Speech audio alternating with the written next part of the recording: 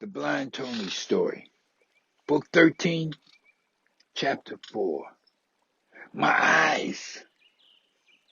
I had just finished putting gas in my car when I looked across the gas station lot and I saw something black and shiny on the ground. It was a cell phone. I picked it up, put it in my pocket.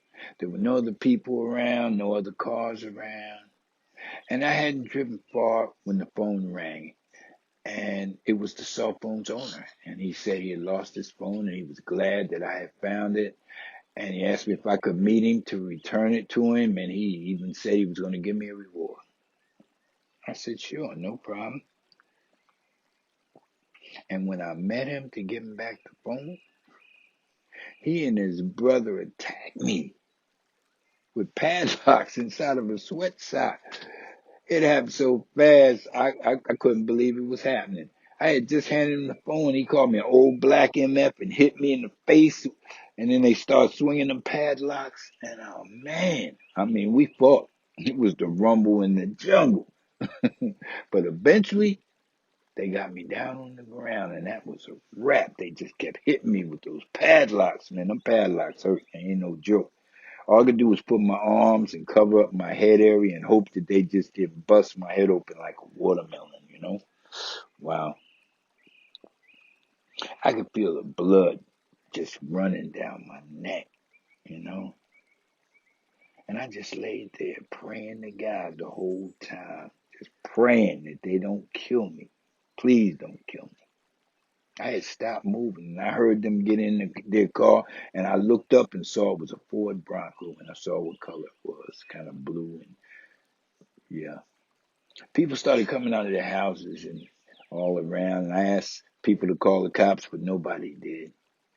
I went downtown to find a cop and I saw that the police station was closed. It seems that they have police cars that patrol the area, the neighborhood, but the police station is actually closed at night and the calls are handled through a switchboard. I did find a policeman driving down the street though, and I flagged him down and told him what had happened. And I told him that I wanted to file a police report. And he told me that I had to know the name of my attackers in order to file a police report. And that sounds absurd to me. So I told him, how would I know the name of my attackers? And why do I have to have their names anyway to file a police report? I described the Ford Bronco for him and the two men. But he said that there was nothing he could do if I didn't know their names.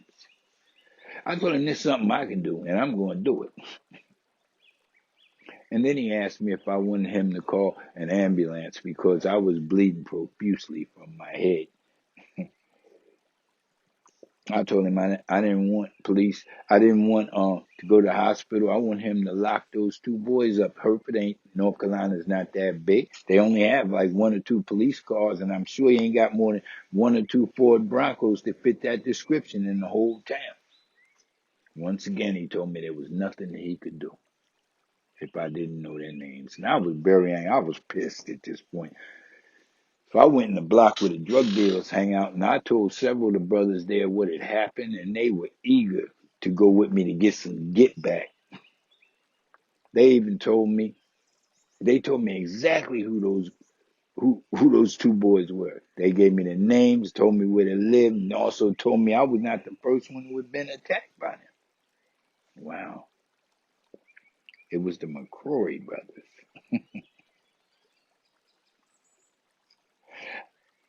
I told them I didn't really want no one to go with me to get no get back. I just wanted to know who they were and where I could find them. Then I went home and I started cleaning off the bullets on my gun to get my fingerprints off all the bullets.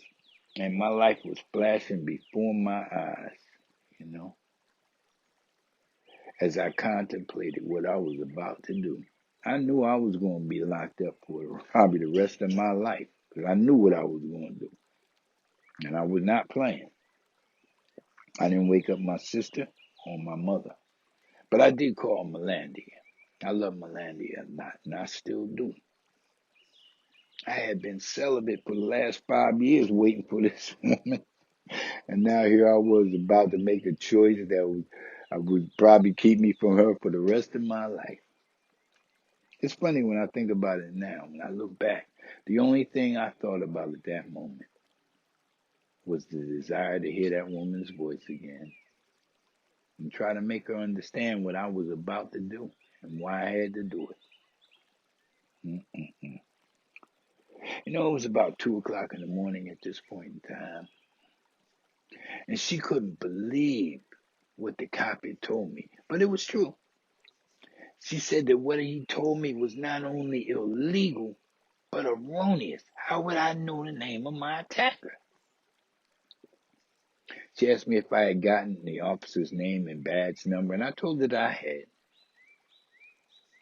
She said I should just wait till the morning comes and then file a complaint. And in the meantime, I should go to the emergency room, the hospital, and get checked out, get an official hospital report complete with pictures. So I listened to her, and I went to the emergency room, and the doctor said I had head and facial trauma, contusions, cuts, iritis,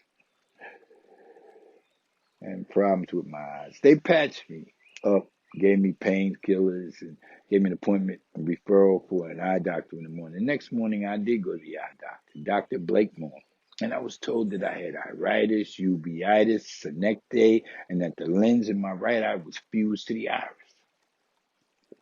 I also called the chief of police in Hereford, North Carolina, and told him what had happened the night before. He apologized and said that he knew exactly who those two men were who drove that Ford Bronco because they were troublemakers.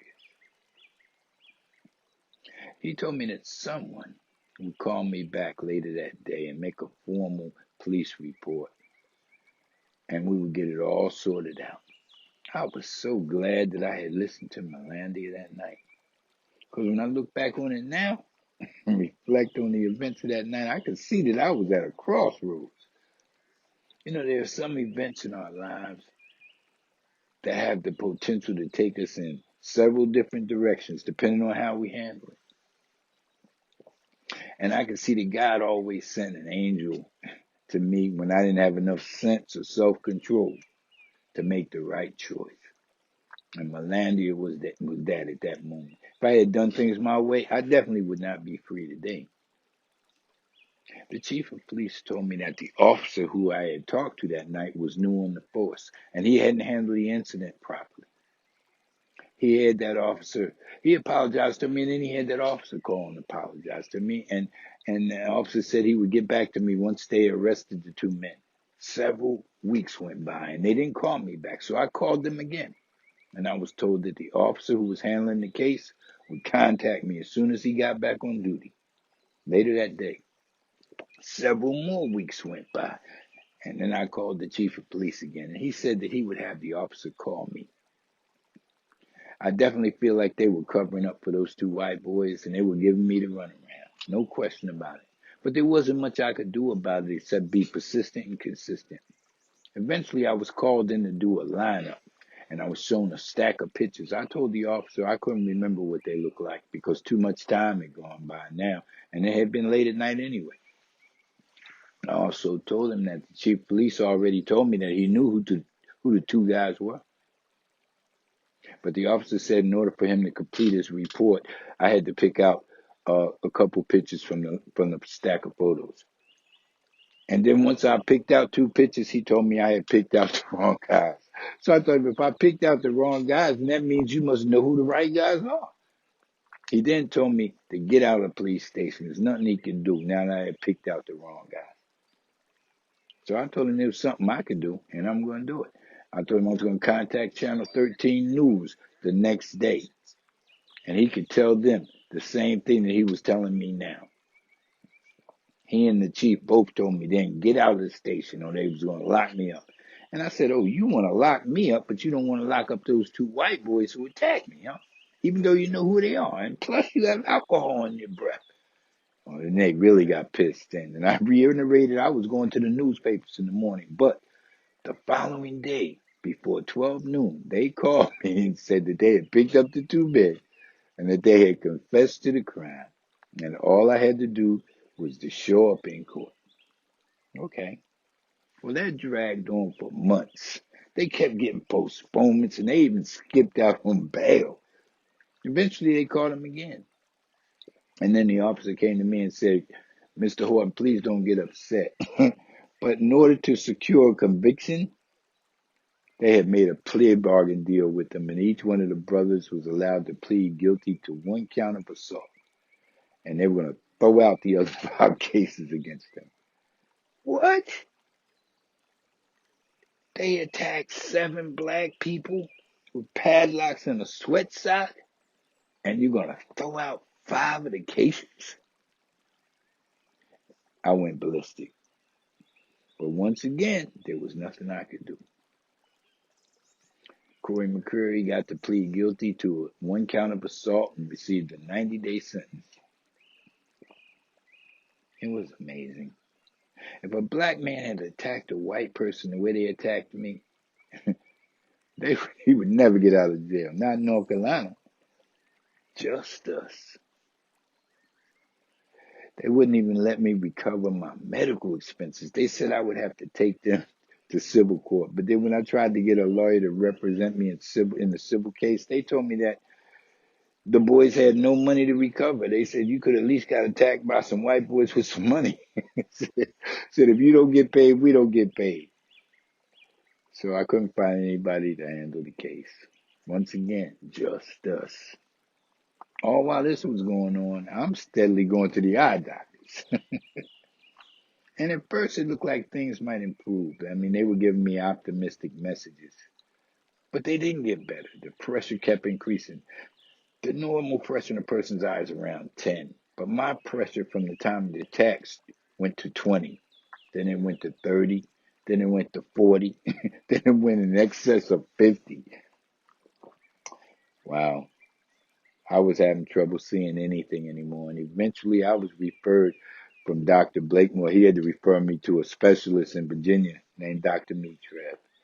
And he ascertained that the attack had triggered in a very aggressive form of glaucoma that was threatening to take away my entire sight. The doctor said he had never seen glaucoma that was that aggressive before. The amount of vision I was losing in a week was equal to what a normal glaucoma patient would lose in about a year. It wasn't long before I could no longer see my face in the mirror anymore. I started walking into the walls, getting lost in the kitchen. I couldn't even put toothpaste on a toothbrush anymore. Dr. Mitrev said that surgical implants were the only thing he could think of that will reduce the pressure in my eyes. Surgery. But I had no insurance. And Medicaid wouldn't cover it because they said that my condition was correctable. They said if I went blind, they would cover it. But as long as my situation was correctable, no. I tried to get money for the surgery from everywhere I could think of. Nobody was willing to help. However, everybody was willing to help me if I went blind. It's crazy. Eventually, I was able to secure funding for the surgery from Services for the Blind. And they scheduled the surgery, but 3 days before the surgery was due to happen, they said, I got a call from the hospital, and they said all funding for Services for the Blind had been canceled by the state. So I went around blind for months, hoping and praying that something would happen. Now, all the while this is happening, my pressure is in excess of 60. And eventually on July 1st, the funds became unfrozen for Services for the Blind, and they moved me to the top of the surgery list. But Dr. Mitrev said I was definitely going to have some permanent vision loss, but they couldn't say how much. You know, I can say now, up to this point in time, I've had 13 surgeries on my eyes, and I can't see a thing. Wow. You know, at this point in time, I had 2 cars, and I kept my insurance current because I thought eventually I was going to be able to drive again. But eventually, I came to the conclusion that I probably wouldn't drive again, and I sold my cars. You know, I know the guy can give me back my sight, but even if he doesn't, it's okay. God is good, even when the circumstances aren't so good. It's like Job said, the Lord giveth and the Lord taketh away. Blessed be the name of the Lord. Even if he slay me, yet will I serve him. God has brought me through too many things, too far, as you can see from my story in this book, for me to turn against him now. He promised that all things will work out for the good of those who love him and are called according to his purposes, and I feel like I fall in that category.